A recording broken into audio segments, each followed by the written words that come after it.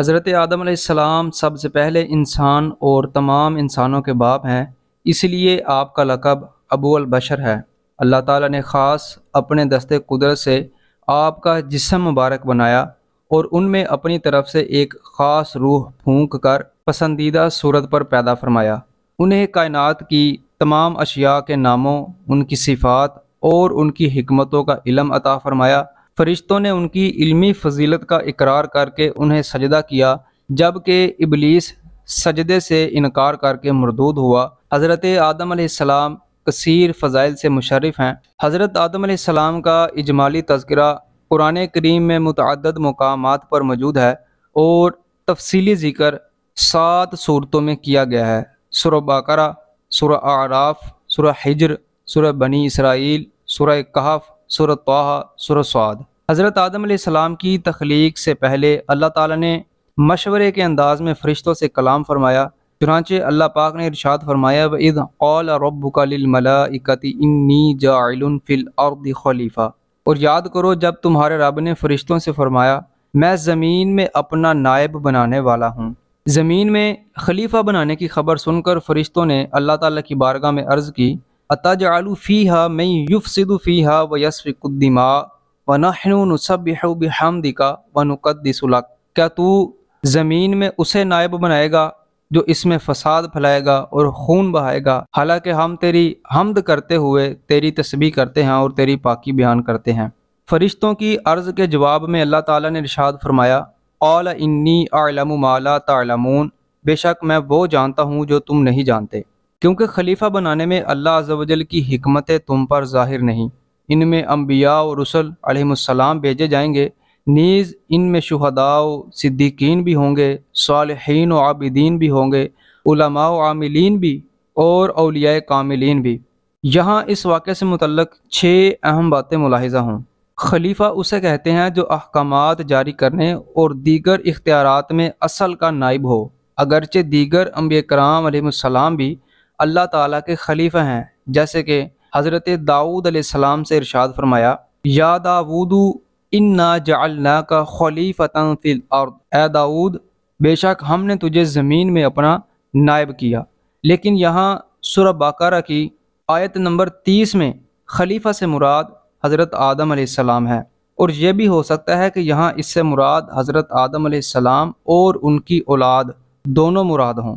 یہاں مزید ایک بات یاد رہے کہ اگرچہ ظاہری طور پر سب سے پہلے خلیفہ حضرت آدم علیہ السلام ہے، لیکن حقیقت یہ ہے کہ سب سے پہلے خلیفہ ہمارے آقا محمد مصطفیٰ صلی اللہ علیہ وآلہ وسلم ہی ہیں، جیسا کہ حضرت ابو ہریرہ رضی اللہ تعالیٰ عنہ فرماتے ہیں، صحابہ کرام رضی اللہ تعالیٰ عنہم اجمعین نے عرض کی، یا رسول اللہ صلی اللہ علیہ وآلہ وسلم آپ کے لیے نبوت کب ثابت ہوئی؟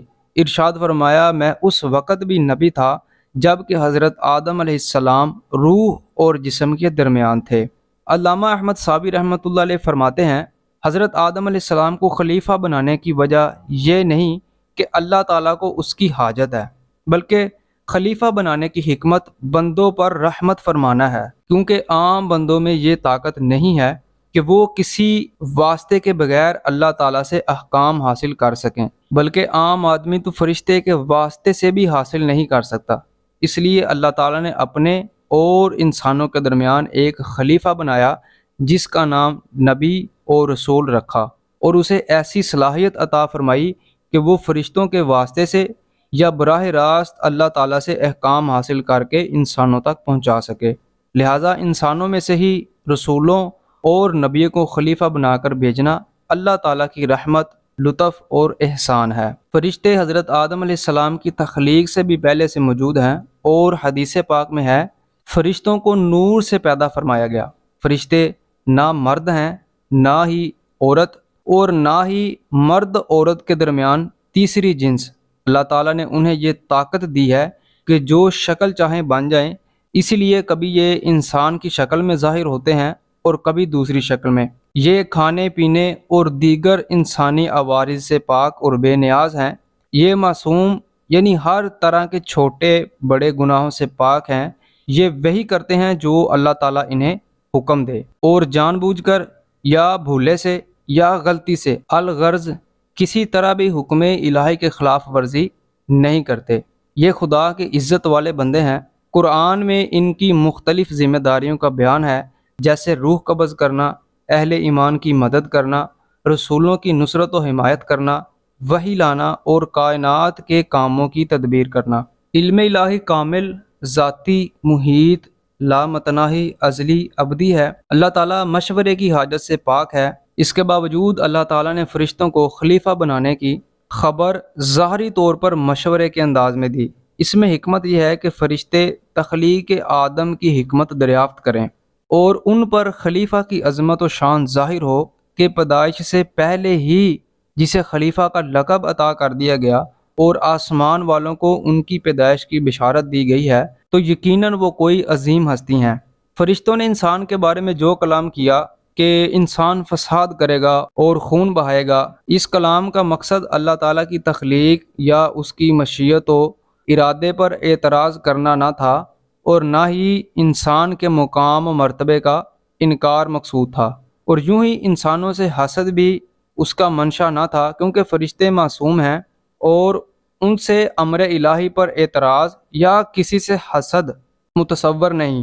ان کی عرض اظہار تعجب اور خلیفہ بنانے کی حکمت معلوم کرنے کے لیے تھی۔